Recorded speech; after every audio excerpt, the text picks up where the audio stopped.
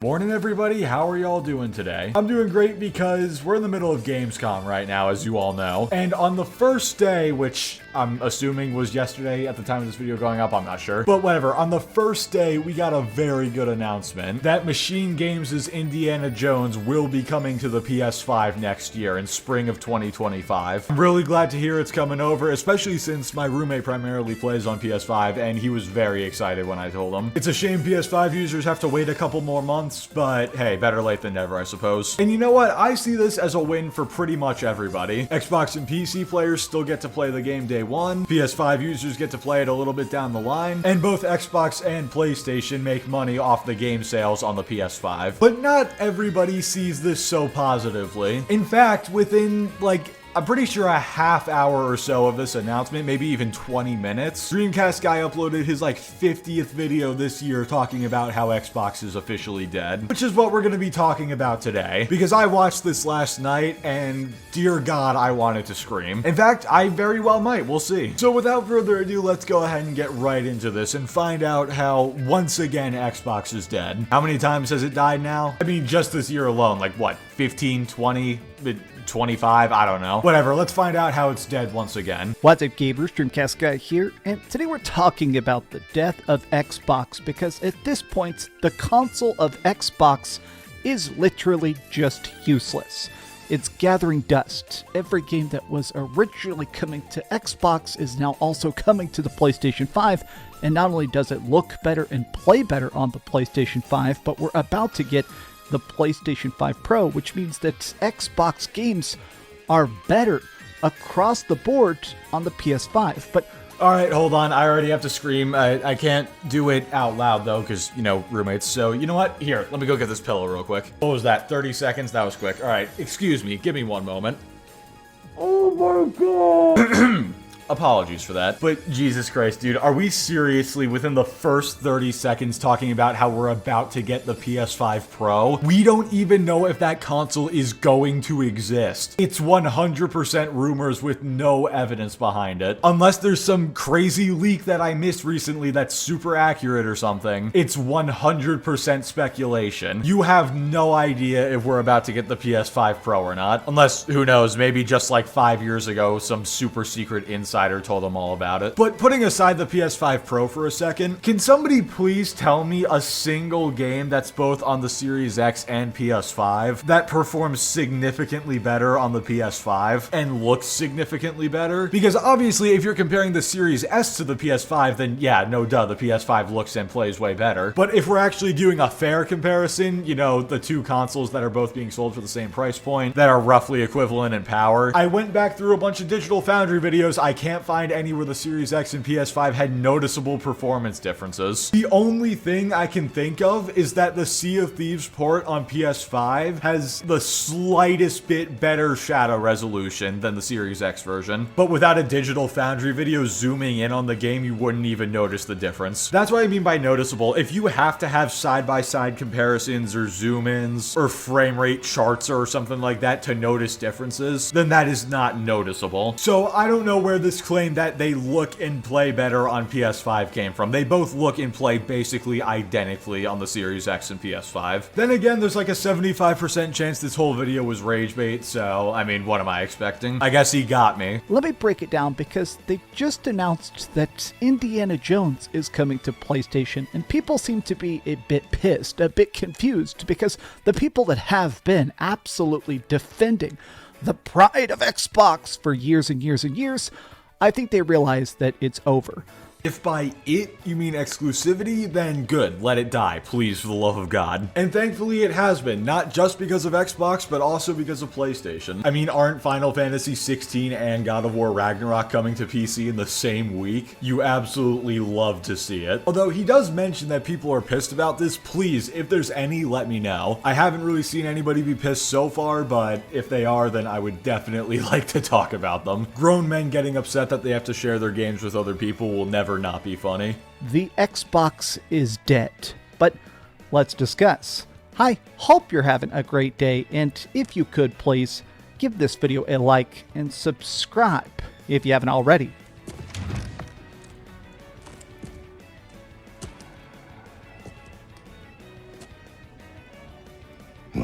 No thanks, I'm good on that. So again, you need to specify the console is pretty much dead. The brand is alive and well. After buying Activision, more so than ever, I would say. And again, how many times has Xbox died just this year alone, according to him? It's gotta be at least a dozen at this point. I guess whenever he has his rent due, he's like, oh, time to make another Xbox is dead video. And you know what? I kinda respect it, honestly. You got a guaranteed way to make a bunch of money right in front of you, why wouldn't you take it? I mean, I don't like the dishonesty in it, but it's like the old saying, life is like a sandwich. No matter which way you flip it, the bread comes first. But here's the part that the game ends with. This was the big closer, which is that Indiana Jones is coming out December 8th, and it's coming to PlayStation 5 probably about 60 days after that.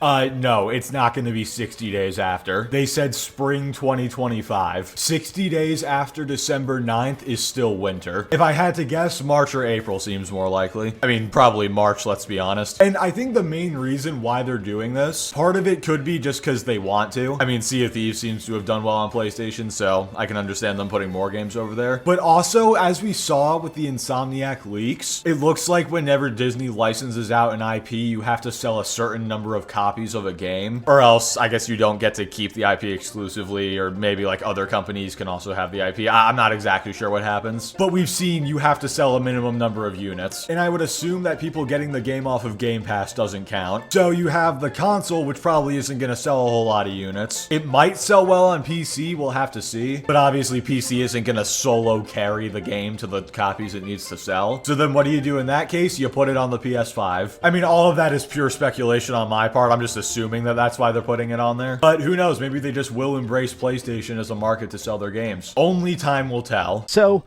everybody is immediately a bit pissed, a bit betrayed, because Phil Spencer, a lot of people at the top of Xbox have been talking about the pride of the brand, saying that Xbox is the best box, it's the cheapest place to play your games. But I think that this has been very obvious for a long time. I've made a lot of videos about the downfall of Xbox because to me, it's just been so blatant for the last couple years. Yeah, and despite all those videos you've made, they still continue to exist to this day. I mean, Xbox must be like the immortal from Invincible. They just keep dying and then coming back to life and then dying again, I guess. Now, obviously, if you think their games have gotten worse or whatever, that's one thing. But let's not act like the company itself is dead. We can have our opinions, but we also have to acknowledge the facts. The console is not selling. The hardware is completely dead. Nobody's subscribing to Game Pass. They keep jacking up the price of Game Pass, and now it's become this terrible Ouroboros, a snake eating its own tail, where they don't want you to buy games. Oh my god, Machine Games Cooked? Yeah, hell yeah. This game does look good. We're gonna look at some screenshots of it. But they've done this thing where Xbox trained their audience to not buy games, to only get Game Pass. And while that worked in the short term, it's definitely just crushed their business because, again, it's crushed the console side of the business, but the brand as a whole, I mean, just look at Newzoo, for example. Look at the top 8 companies by revenue in Q4 2023. Xbox is just behind Sony. And remember, this is just after they acquired Activision. By this point, I wouldn't be surprised if the numbers were much closer. Although he is right that Game Pass has been stagnant for a while. Although who knows, maybe with Black Ops 6's release, that'll change. But you can't just sit here and only look at the console sales and the Game Pass numbers and say, yep, the company's dead. Obviously, those two areas need improvements, and big ones at that. But again, look at their revenue. All I'm saying is clearly they're doing something right, and evidently the console sales and Game Pass numbers are not the end-all be-all of the brand. Now, if they release a game on PlayStation 5, if Xbox puts stuff out on PlayStation, it actually sells. It actually makes money. Sea of Thieves, I mean, everything they've released so far on the PlayStation has been incredibly profitable. And a lot of people are saying, okay, then why even have an Xbox? Why support Xbox? Like, at this point, if there is a shelf, if you have $500 in your pocket and to the left of you is a PlayStation and to the right is an Xbox, nobody, and I do mean this, nobody is going to buy an Xbox because it's better on PlayStation. PlayStation has more games. And also, think about all the stuff that isn't even coming to Xbox. Today, I actually just stayed up all night playing Black Myth Wukong. I made a video about that that's kind of blowing up. The game is fantastic. Black Myth Wukong is actually one of the biggest games in the world right now. It has millions of concurrent players. It's just ginormous.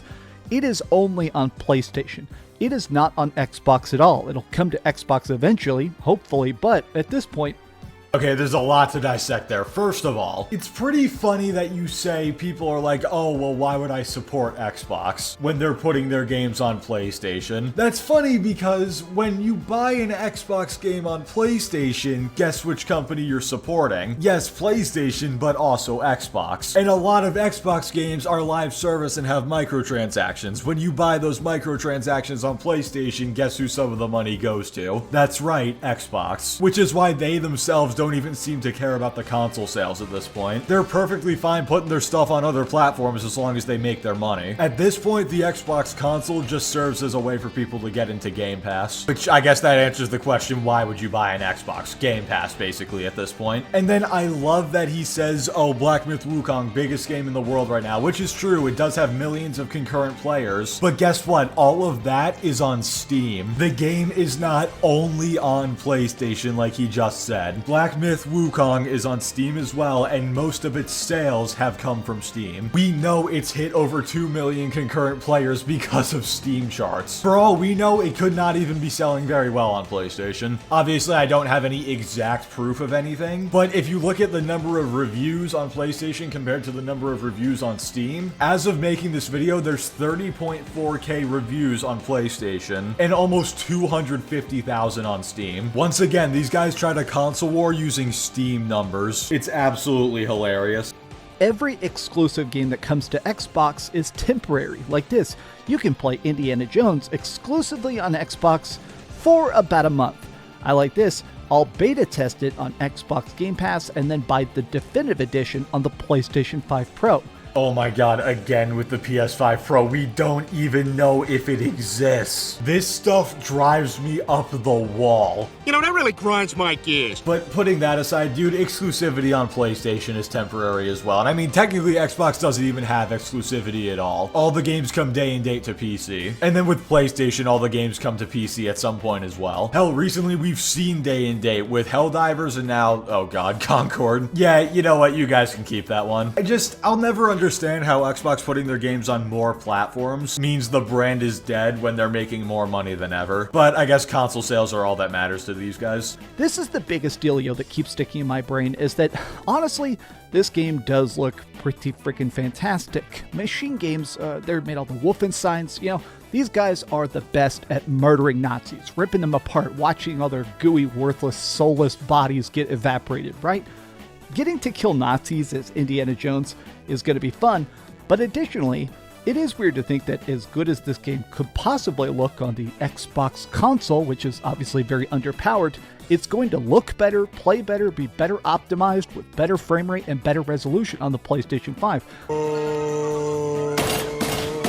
You know what, maybe this guy does actually have some insider that he gets info from or something, because this is news to me. He just magically knows all this is true with no source whatsoever. Also, brother, if you're gonna say the Xbox is underpowered, it's like the same exact thing as the PS5. Maybe he's talking about the Pro, though, which we don't even know if that exists. I don't know, I'm starting to think that this is like some alternate version of DreamcastGuy who came in from like another reality where the PS5 Pro already exists. Or maybe he's just talking about the Series S specifically, but then that's not a fair comparison comparing the Series S to the PS5 when the X is right there. No matter how I try to spin this, it hurts my brain, and it doesn't make sense. Also, DreamcastGuy, if you want the best resolutions, frame rates, all that possible, I think it might be time to dust off the old PC. Because even the PS5 Pro, if it exists, is not going to have that. The biggest detriment of the current Xbox is that everything that runs on the Series X has to run on the Series S, which means that developers, if you want to put something on Xbox, it's double the work for half the pay. So more and more people are just completely skipping it. And I've seen a lot of people sort of saying, okay, then what's the point? Like, this is Destin Legary. He works on an Xbox podcast. He has been very vocal about the weird trend of Xbox to be abandoning the brand. Clearly, Microsoft no longer cares. I mean, yeah, if you didn't figure that out during that post-Redfall interview, what, like over a year ago at this point? That's just on you. It's been very obvious for a while now that they just don't care about the console. Although I can agree that that's definitely one of the issues with the Series S. Like, if the Xbox consoles were selling a lot, lot, then some of these devs who are skipping it right now might be able to forgive the fact that they have to put in a little more work to get their game running on both systems. But given how poorly the console is selling, a lot of them probably don't even see it as worth it. Although, to be honest, outside of something like Black Myth Wukong, which would have sold terribly on Xbox probably anyway, I can't really think of many major games that are skipping the console just because it's hard to get stuff to run on the Series S. Correct me if I'm wrong, but legitimately besides Black Myth, I can't think of anything. And if anybody brings up Quantum Error, I swear to God. For the last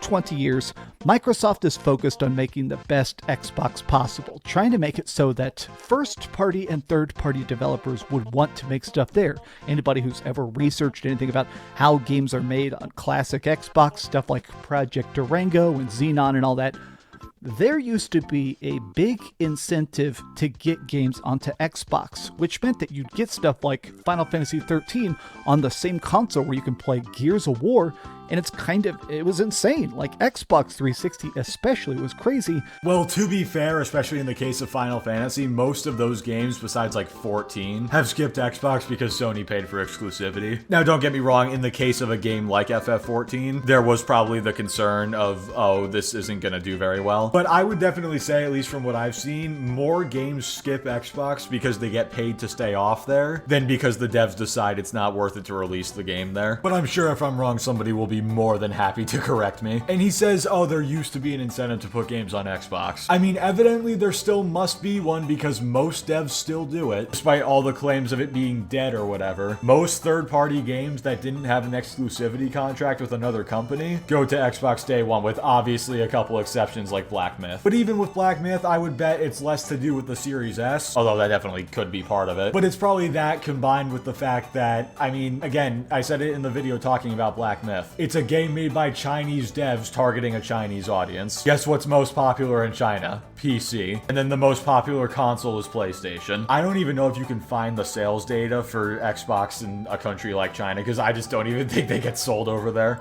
And then everything started to go very wrong in the Xbox One, and now, as catastrophically pathetic as the Xbox One sales were, the Xbox Series X and S are below it. Every quarter, they keep raising the price of Game Pass, nobody new is signing up for it, and nobody's buying the console. They're digging a hole. Okay, no. That is just straight up a lie. They have not been raising the price of Game Pass every quarter. I think Game Pass has only ever had 2 price increases, and they were both this year. But obviously that's because of Call of Duty. They are not jacking up the price of Game Pass every year. Like, we need to just calm down with the misinformation, DreamcastGuy. Again, opinions are one thing, but when you start ignoring facts, it's a problem. Although it is a fact that the Xbox Series X and S sales are below the Xbone sales. So I guess congratulations, you got something right. I guess I'll do my obligatory yippee for the video. This is probably just going to become a regular thing at this point, but here we go. Yippee! You did it, DreamcastGuy. You got something right. So, Destin Legary pitched this. I think the next Xbox will be more like a PC. It'll allow other storefronts like Steam or Epic Game Store, but with the ease of a console. Boot up God of War, Portal 2, or Halo Infinite all on one Xbox. Change my mind. Yes, it will essentially be a PC, but without the need to worry about drivers and all that fuss which comes with personal computer gaming. If they can package it where all you do is link your accounts like we do anyways, and boot it up whenever you game, I think that would be very compelling. Honestly, I like that idea from Destin. I don't know if they're gonna do it, but at this point with how low the sales are, I think making the Xbox more like a mini PC, putting like Steam and all that on there, would be a very compelling purchase, especially if you can keep the price down to $500 or below. At that point, it would basically be a very cheap gaming PC, which honestly might not be the worst thing for them to do. Let me know, would you guys like to see Xbox try that, or do you want them to stick with what they have right now? Now that I think about it, it would be really funny if they did that, because then every PlayStation game on PC would also be on Xbox if they allowed Steam on Xbox. Oh my god, everybody would lose their minds. That would be hilarious. And then I guess PlayStation would be dead too, because then their games would be on Xbox. Am I right? No, obviously not. I think it's interesting that we really are in a spot where Xbox has completely crapped the bed. I have noticed a lot of Xbox YouTubers over the course of the last year. They're starting to try and exit. There have been a lot of guys that I've personally watched, podcasts I've appeared on, a lot of people I've personally had a chance to talk to, who, for the last 5 years, they keep saying the best is yet to come. Xbox is about to get going. Just trust me, bro. Phil Spencer, trust Phil Spencer. Everything will be good. There's going to be next year, we'll get all the bangers. Next year, all the good games are going to come out. Next year, everything's going to be perfect. Next year, it'll finally be good. And now at this point, even if games do eventually get good from Xbox Game Studios, they'll be better on PlayStation. How will they be better on PlayStation than on Xbox, though? I genuinely have to know. Are we going back to the Sea of Thieves thing and we're talking about how the shadow resolution is, like, slightly better? Because if that's what he means, I will do a backflip out my window. In Minecraft. Gotta keep this video monetized, I forgot. Although he is right about that. The Xbox guys do keep saying every year, oh, just wait till next year, it's gonna get better next year, trust me, bro. So what are we at now? 2 things he's gotten right in this video. Although it's funny that he mentions that Xbox guys are always like, oh, just wait till next year, it'll get better. Because we're kind of in a situation like that with PlayStation right now, where they have pretty much relied on third-party exclusives this year. Helldivers is great, but it's pretty much just gotten worse over time, unfortunately, because of all the nerfs. And they don't even own that studio. Although when you boot up the game, it has the PlayStation Studios logo, so I guess I'll count it. And then as far as I'm aware, Concord is their last first-party game coming out this year, unless you want to count God of War going to PC. So it seems like Sony's found themselves in a similar situation to Xbox.